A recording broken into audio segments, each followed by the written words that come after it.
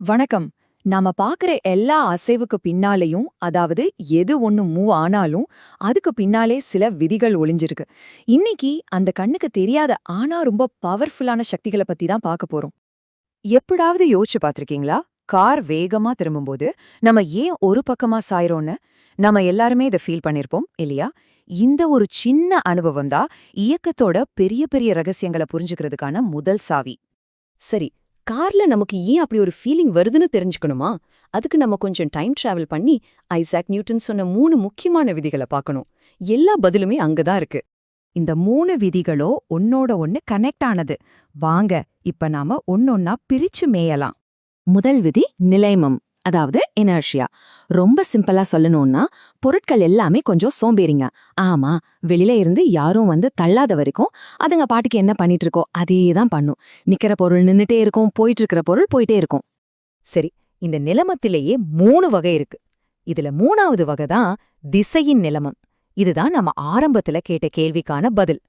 Car வழியும் போது கூட உங்க உடம்பு என்ன நினைக்கும்னா, நான் நேரா தான் போவேன்னு அடம் பிடிக்கும். அது நேரா போக முயற்சி பண்றதால தான் நீங்க ஒரு பக்கமா தள்ளப்படுற மாதிரி ஃபீல் பண்றீங்க. இப்ப புரியுதா?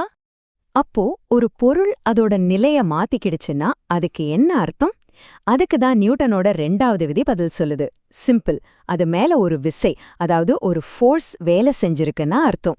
இந்த F=ma சொல்ற சின்ன ஃபார்முலா தான் ஒரு பொருளோட நிறைக்கும் நீங்க கொடுக்கற விசைக்கும் அது எவ்வளவு வேகமா போகுங்கிறதுக்கும் உள்ள ரிலேஷன்ஷிப்பை சொல்லுது.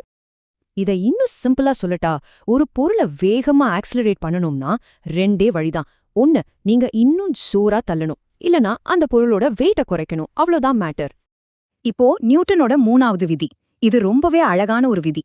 அதாவது விசைகள் எப்பவுமே தனியா வராது, ஜோடியா தான் வரும்.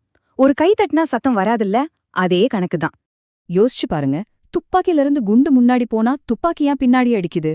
நீங்க ஒரு படகுல இருந்து கரைக்கு குதிக்கும்போது படகு ஏன் பின்னோக்கி நகருது? இது எல்லாத்துலயுமே இந்த ஆக்ஷன் ரியாக்ஷன் விதி தான் வேலை செய்யுது. நம்மள சுத்தி எல்லா இடத்துலயும் இதுக்கு உதாரணம் இருக்கு. ஓகே, இப்போ நமக்கு பேசிக்ஸ் நல்லா புரிஞ்சிருச்சு.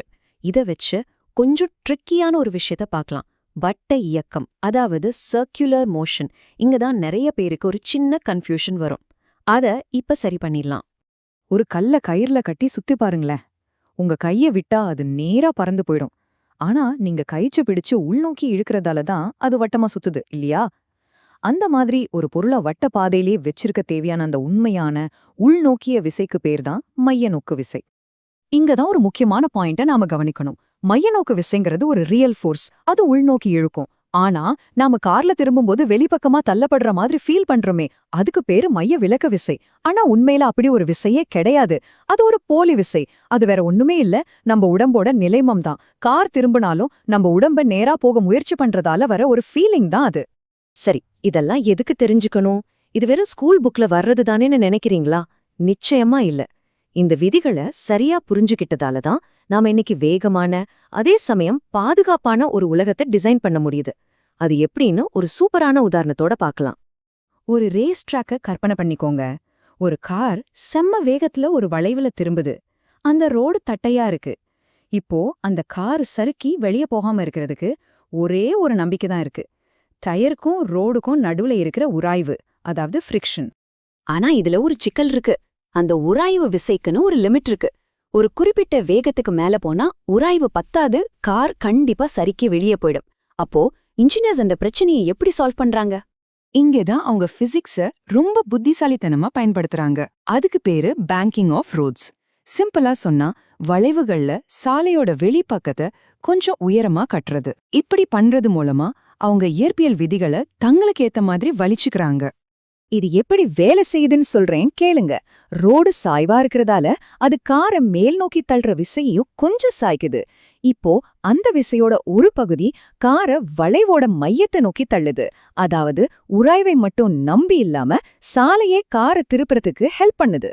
பிரில்லியன்ட் இல்ல? இதோட ரிசல்ட் என்ன தெரியுமா? தட்டையான ரோட்ல போனா கண்டிப்பா ஆக்சிடென்ட் ஆகக்கூடிய வேகத்துல கூட இந்த மாதிரி பேங்க் பண்ணின சாலைகள்ல ரொம்ப சேஃபா திரும்ப முடியுது.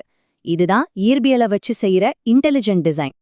ஆக நாம ஒரு கார்ல திரும்பும்போது உணர்ற அந்த சின்ன தள்ளுதல் ஆரம்பிச்சு பெரிய பெரிய ரேஸ் ட்ராக்குகளோட வடிவமைப்பு வரைக்கும் நியூட்டனோட விதிகள் தான் எல்லாத்தையும் இயக்குது.